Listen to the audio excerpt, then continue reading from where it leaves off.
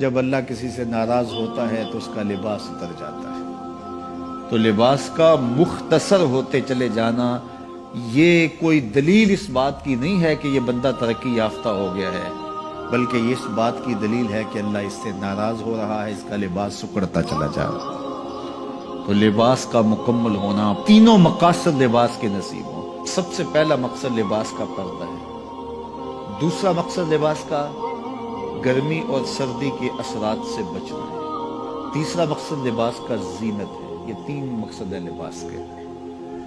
پہلا مقصد پردہ، پردے کی چیزوں کو چھپانا، جن کا پردہ میرے رب نے رکھا ہوا ہے۔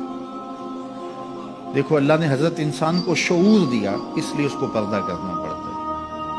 جن کو شعور نہیں ہے ان کے پردے کا قدرت نے خود اہتمام کیا ہے۔ جانوروں کے بال رکھے ہیں اور ان کے کچھ اعضاء اس طرح پیدا کیے ہیں کہ ان کا پردہ رہتا ہے، لیکن جس کو شعور دیا، جس کو فہم دیا، اس کے ساتھ اس کا لباس بھی اتارا۔ اور شرم اور حیا جب ہوتی ہے تو لباس کا اترنا طبیعت پہ شاق گزرتا ہے۔ اگر اعضائے بدنیہ کا اظہار ہو لباس سے تو پھر لباس کا یہ بنیادی مقصد تھا تو یہ بھی پورا نہیں ہوگا۔ اس لیے فرمایا جو عورتیں لباس پہن کر بھی ننگی نظر آتی ہیں قیامت کے دن برہ نہ اٹھائی، رسوا بھی ہونی چاہیے۔ لباس پہننے کے باوجود بھی وہ جو ہے وہ برہ نہ دکھائی دے۔ ان کے اعضائے بدنیہ کا اظہار ان کے لباس سے ہوتا ہے تو پھر وہ لباس کیسا ہوگا؟ لباس تو پردے کے لیے تھا، زینت کے لیے تھا، موسمی اثرات سے بچانے کے لیے تھا۔ یہ تین مقصد تھے لباس کے، تو بنیادی مقصد پردہ تھا۔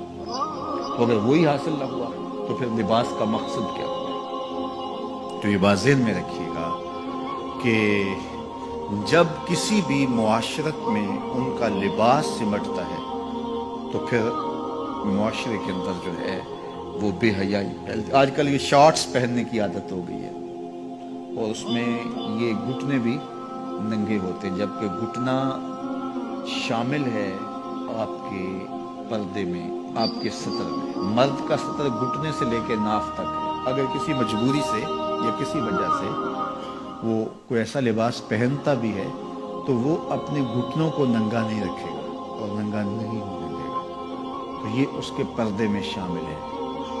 تو قوموں کا بے لباس ہونا یہ قوموں کی تہذیب کا پتہ دیتا ہے۔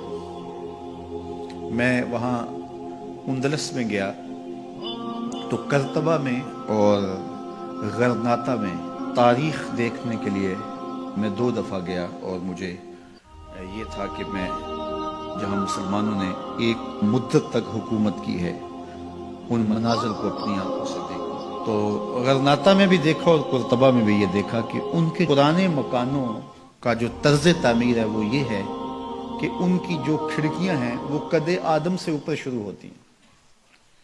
یعنی ہمارے ہاں تو وہ آج کل یہ نیا جو طرز تعمیر آیا ہے کچھ عرصے سے کہ 4 فٹ کی گلی ہم اطراف میں چھوڑتے ہیں اور دیوار اوپر کر کے تو کھڑکیاں نیچے تک لے جاتے ہیں، تو تاکہ ہوا کی گزرگاہ آسان ہو۔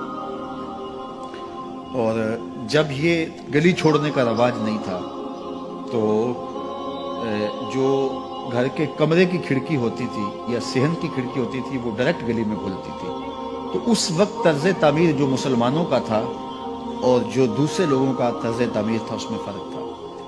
جو دوسرے لوگ تھے وہ نیچے سے کھڑکی شروع کرتے تھے اور ہم قد آدم سے اوپر شروع کرتے تھے، چونکہ یہ طرز تعمیر بتاتا ہے کہ اندر کوئی حیا والے رہتے ہیں اور گلی سے گزرنے والے شخص کی نظر اندر نہ پڑے۔